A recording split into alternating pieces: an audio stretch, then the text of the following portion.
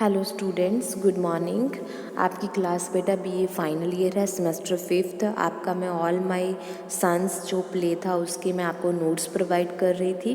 तो आज हम नेक्स्ट कैरेक्टर स्केच कर रहे हैं कैट कैलर। कैट कैलर किसकी वाइफ है? जॉ कैलर की। Joe Keller's wife Kate Keller is kind, बहुत ही दयालु है, इफेक्शनेट, प्यार करने वाली एंड मदरली है। लाइक हर हस्बैंड कैलर, अपने हस्बैंड कैलर की तरह Kate is jovial, warm and a friendly neighbour, welcoming. वो अपने नेबर्स के साथ बहुत अच्छी है। Every one home she is women of various maternal, हर एक को लगता है कि वो बहुत अच्छी वुमेन है। Love extending his affection beyond her two children, to extending her affection beyond her two children to George and Anna. और वो अपने नेबर्स में जो जॉर्ज एना दो बच्चे होते हैं उनको भी बहुत प्यार करती है।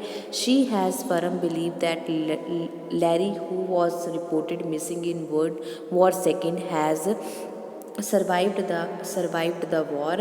उसको यकीन होता है कि उसका बेटा लैरी जो वर्ल्ड वॉर सेकेंड में मिसिंग हो गया है वो अभी सर्वाइव कर रहा है and would eventually return home, और वो घर वापस आ जाएगा। Kate does not approve the marriage of Chris with Anna. Kate Chris को एना से मैरिज करने के लिए नहीं बोलती, as this would mean that she has suspect Larry's death. इसका मतलब ये है कि वो ये मानेगी कि लैरी की डेथ हो चुकी है, जो कि वो मानने के लिए तैयार नहीं थी। This is turn would prove her husband's guilt, इससे उसके हस्बैंड का गिल्ट प्रूव हो जाएगा। Her love for Larry does not allow her to expect the fact that he had died. उसका प्यार लैरी के लिए था कि वो मानने को तैयार नहीं थी कि वो मर चुका है। And she is hopeful for his return, और उसके आने की वेट कर रही थी। Living in denial and resorting of lie and self deception as a means of contenting with her sorrow and emotion. और वो इस दुख में रहती है कि उसका जो लड़का है वो जिंदा है, वो अकेली इस ये बात पे यकीन करती है। Her believes in astrology keeps her hopes for Larry's survival alive with Frank's instant that Larry's horoscope indicate the day Larry had died was his favorable day। उसका यकीन है जो जन्म कुंडली पे होता है उसमें फ्रैंक ने बताया कि लैरी की हॉरोस्कोप है जो वो बता रही है कि उसकी डेथ नहीं हो सकती क्योंकि वो उसका फेवरेट डे था जब वो मिस हुआ था। By her resort to superstition, मतलब एक अंधविश्वासी होने की वजह से Kate want to persuade others to agree with her, दूसरों को मजबूर कर रही थी कि वो भी ये बात माने कि लैरी वापस आएगा। In her believe that Larry was alive, Cat links Anna's arrival to the Keller home with the storm that had snapped the apple tree planted in Larry's memory, thinking it was a sign of something significant। एना घर पे आती है तो cat को लगता है कि एना इसीलिए घर पे आई है क्योंकि लैरी आने वाला है, और उनके घर में जो एप्पल का ट्री लगाया था लैरी की याद में वो उस आंधी की वजह से टूट गया था। इसका मतलब ये है कि कुछ अच्छा होने वाला है। She contents both these incidents with Larry's gloves that she had unexpected seen for the first time after Larry had left. कहती उसने एना पहली बार घर पे आई है जब से लैरी यहाँ से गया है। The day Larry was living for the battle, जिस दिन लैरी लड़ाई के लिए जा रहा था। शी गॉट अप अर्ली, वो जल्दी उठी थी। Then though she did not know that Larry had to leave for the war, उसको नहीं पता था कि लैरी उस दिन वॉर पे जा रहा है। And instinct within her indicate that something dreadful was going to happen, उस दिन उसको लगा था कि शायद कुछ बुरा होने वाला है। Later she got the news that, बाद में उसको न्यूज़ मिली थी कि लैरी मिसिंग हो गया है। Now she believes that Larry is still alive, पर उसको लगता है कि लैरी जिंदा है। Which she feels a right notion, जो वो सही तरीके से महसूस कर रही है। Kate is impressed by Anna's devotion to Larry's memory. Kate है जो वो एना के प्यार को बताती है कि एना लैरी को कितना याद कर रही है। She is of the opinion that Anna was different from other freckle minded girls, वो कहती है कि एना जो है बाकी दूसरी लड़कियों से अलग है। Who would have changed loyalty after their lovers death, जो कि अपने लवर की डेथ के बाद लॉयल्टी को चेंज कर लेती हैं। एना जो है ऐसी नहीं है। Cat thinks that had she gotten Larry, forgotten Larry or thought he was got, वो सोचती है कि क्या पता एना उसको भूल गई हो लैरी को, या फिर वो मर गया हो। She would have somebody else in New York, क्या पता उसने न्यूयॉर्क में किसी और को मिल गई हो वो। And would have got married already, और क्या पता उसने न्यूयॉर्क में किसी से शादी कर ली हो। Cat has several argument with Anna Kate Anna से बहुत आर्ग्यूमेंट करती है एंड क्रिस से भी trying to pursuit them to believe that Larry would return somebody. वो उनको मनाती है कि दोनों को, एना और क्रिस को, कि लैरी ज़िंदा है और वो वापस आएगा। Her son Chris of the Chris opinion that, इसमें क्रिस का ओपिनियन होता है कि she is the only woman in America to be still waiting for her son to come back after 3 years। कहता है कि अमेरिका में वो अकेली औरत है जो अपने लड़के को 3 साल के बाद भी वापस आने की उम्मीद रख रही है। कैट थिंक्स दैट, कैट सोचती है कि deep down in her heart Ann must be still waiting for Larry. कहते कि मेरे साथ तो एना भी लैरी की वेट कर रही है। एना डिनाइज इट, एना इस बात से मना कर देती है as she already knows that Larry has committed suicide deeply shamed and embarrassed by his father conviction. क्योंकि एना को पता होता है कि लैरी ने सुसाइड कर लिया अपने फादर की गिल्टी की वजह से। Unaware about Larry suicide, Larry के सुसाइड का पता ना होने की वजह से क्रिस एना को सपोर्ट करता है। कहता है कि she knows her mind well, उसको उसके दिमाग का पता है and is not waiting for Larry to return, और वो लैरी की वापस आने में वेट नहीं कर रही है। व्हेन आस्क्ड बाय एना, जब एना से पूछा जाता है what makes her believe that Larry was still alive, उसको क्यों लगता है कि लैरी वापस आएगा, कैट कहती है कि certain things have to be, कुछ चीज़ें ऐसी हो रही हैं, while certain things never be, और कुछ ऐसी कभी नहीं होती। The sun has to rise, sun हमेशा उगता है। It is something that has to be, ये हमेशा होता है। That is the reason why we believe in the existence of the God, इसीलिए हम गॉड पे यकीन करते हैं। If there was no God, अगर गॉड ना होता, एनीथिंग कुड हैपन, कुछ भी ना होता। But God exist hence certain things can never happen, पर गॉड एग्जिट है तो कोई भी चीज़ नहीं होगी। Kate sees that her heart tells her, Kate कहती कि मेरा दिल कहता है कि what can happen and what can never happen, और मेरा दिल कहता है कि कब क्या होगा और कब क्या नहीं होगा। Kate was not enthusiastic about Anna's visit to her home, Kate को एना का घर पे आना मतलब कुछ अजीब नहीं लगता। The reason being the hostility of neighbours towards Anna's father Steve Deever who was found guilty. इसका रीज़न ये है कि क्योंकि वो नेबर उनके पड़ोस में रह के गए थे और एना के फादर जो स्टीव डेवर है, लोग उसको गिल्टी मानते हैं।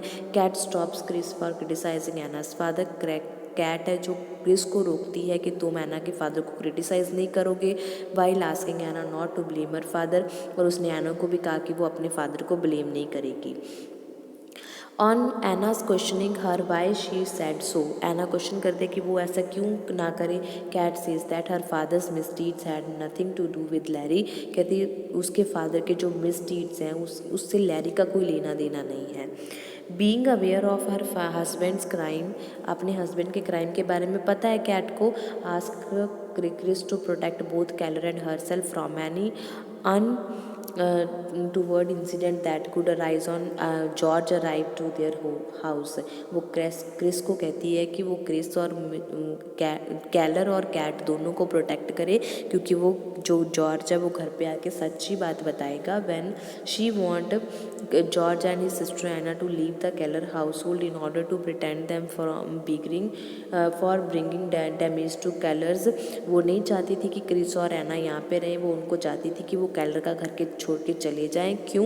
क्योंकि उसके ओपिनियन में both of them would destroy them out of hurted, क्योंकि वो जब उनको सच्चाई पता चलेगी कि स्टीव डेवर नहीं बल्कि कैलर है जो इस बात के लिए रिस्पॉन्सिबल है, तो वो नफ़रत की वजह से सारा कुछ ख़त्म कर जाएंगे।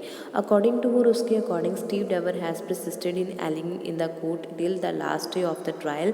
कहते उसके अकॉर्डिंग जो है स्टीव डेवर आखिरी दिन तक कोर्ट में कहता रहा कि वो बेगुनाह है, that it was Keller who had asked him to dispatch the damage cylinder heads. वो ये कहता रहा कि कैलर है जिसने डिस्पैच सिलेंडर है जो डिस्पैच करवाए थे। In the midst of the speculations about George visit, अगर जॉर्ज यहाँ पे आ गया, Kate's fondness for George persist and she does not forget to prepare his favourite grape juice, और कैट उसको जॉर्ज को खुश करने के लिए उसका जो ग्रेप का अंगूरों का जूस होता है वो बनाना नहीं भूलती। Cat assures George that their family still love him with the same warmth as they had done earlier। वो कैट है जो जॉर्ज को ये यकीन दिलाना चाहती है कि वो उसकी फैमिली जॉर्ज को उतना ही प्यार करती है जैसे पहला करते थे। Showing her concern for him she advise him to get married Surely George that job would could help him with his career and would she could fail find him a girl। और उसको advice देती है George को कि वो शादी करवा ले। That George would help him, George उसके करियर में हेल्प करेगा और उसके लिए लड़की भी ढूंढेगा। Amidst their conversation Kate comes out with the truth of Keller not falling ill during the war. जब बातचीत करते हुए कैट है जो ये सच्चाई बता देती है कि कैट उस दिन बीमार नहीं था जिस दिन वो वॉर हुई थी। Releasing the realisation she had made she correct herself calling it a slip of tongue pretending that she has forgotten that Keller has fallen it.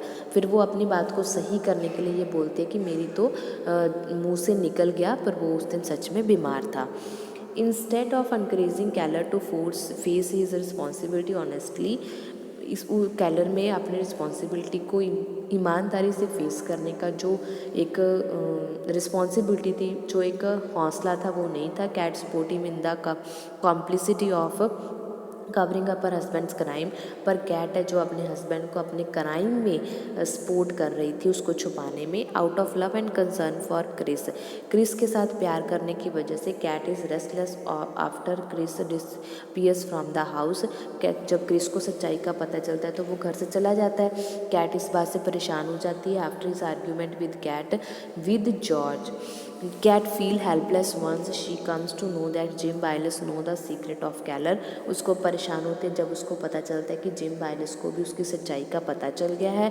Worried that कैलर could not be saved any more. उसको चिंता होती है कि कैलर अब सुरक्षित नहीं है। She feels that there is no strength in her. वो उसको ऐसा लगता है कि अब सब सच्चाई सामने आ गई है तो उसमें हिम्मत नहीं है। Cat wants Joe to confess his mistake and tell Chris that he is ready to pay the penalty for his crime, which she thinks would satisfy her son, and he Kate है जो वो jaw को कहते हैं कि वो अपने crime को कन्फेस कर ले, और क्रिस को कहती है कि वो अपनी पेनल्टी है जो क्राइम की उसको मानने के लिए तैयार है, जिससे उसका बेटा सेफ हो जाएगा। And he would forgive him Kate, और वो उसको माफ़ कर देगा। कैट श्योर कैट ये भी कहती है जॉ को कि his mere willingness to go to prison would be make Chris forgive him. अगर तुम जेल चले जाओगे तो शायद क्रिस तुम्हें माफ़ कर दे। Replying to Keller justification of his act, Keller इस बात पे अपनी जस्टिफिकेशन देता है। Kate says that she wanted him to make money by fraud for the sake of his family. Kate कहती है कि तुमने अपनी फैमिली के लिए जो पैसा कमाया है वो फ्रॉड तरीके से कमाया है। Kate refusal to Chris and Anna's marriage even after several request. Kate अभी भी उन दोनों की शादी के लिए नहीं मानती। And after request made by both of them compels, जब दोनों उनको कंपेल करते तब भी वो नहीं मानती। Anna to show her trump card in the form Larry's letter to save her for future union with Chris. फिर एना जो है वो कैट को लेटर दिखाती है जो लैरी ने लिखा था। Kate is not at all disturb by the content of the letter for she had known all his this while that her husband was responsible for killing Larry. और letter को पढ़ने के बाद कैट को ऐसा लगता है कि इन सब बातों के लिए रिस्पॉन्सिबल कौन है, कैलर है। The letter force Kate to expect Larry's death. Letter पढ़ने के बाद कैट को यकीन करना पड़ता है कि लैरी मर चुका है। And her husband's crime of killing 21 pilot, और उसके हस्बैंड ने जो क्राइम किया जिसमें 21 पायलट मारे जा चुके हैं। Kate wants to save her husband from launching in jail, pleading with Chris not to take him to the police. Kate है जो अपने हस्बैंड को जेल से जाने से बचाना चाहती है और कहती है कि तुम पुलिस को बुला लो, that the war is over, war ख़त्म हो चुकी है। And that the content of the letter no more have any meaning as Larry is dead. और अब कुछ रहा ही नहीं, जब जिसका मतलब ये हो गया कि लैरी ख़त्म है तो उसका मतलब सब कुछ ख़त्म है। After the shoot is heard from inside the house, जब उसको एक शूट की आवाज़ आती है अंदर से। Kate understands that Joe had killed himself. Kate समझ लेती है कि जॉ ने अपने आप को गोली मार ली है as a punishment for his crime of killing 21 pilot. अपने उसने जो क्राइम किया था उसकी वजह से उसने पछतावा हो रहा था। Despite her own grief of losing her husband, अपने हस्बैंड को खोने की बजाय she lovingly consoles Chris telling him not to himself responsible for his father's death. बल्कि वो अपने लड़के को हौसला देती है कि वो ये ना समझे कि क्रिस ये ना समझे कि उसकी वजह से उसके फादर ने सुसाइड किया है। But to forget the past and live a new life. पर उसको कहते हैं कि तुम पीछे वाले टाइम को भूल जाओ और आगे अपनी लाइफ है जो उसको देखो। ठीक है बेटा, तो ये आपका कैट कलर का स्केच कैरेक्टर स्केच था। उम्मीद है आपको समझ में आ गया होगा। इसको बेटा आप अपनी नोट कॉपी पे नोट कर लेना। कहीं से कुछ समझ में नहीं आया तो आप मेरे को कभी भी कमेंट बॉक्स में कमेंट करके पूछ सकते हो। ओके बेटा, okay, have a nice day.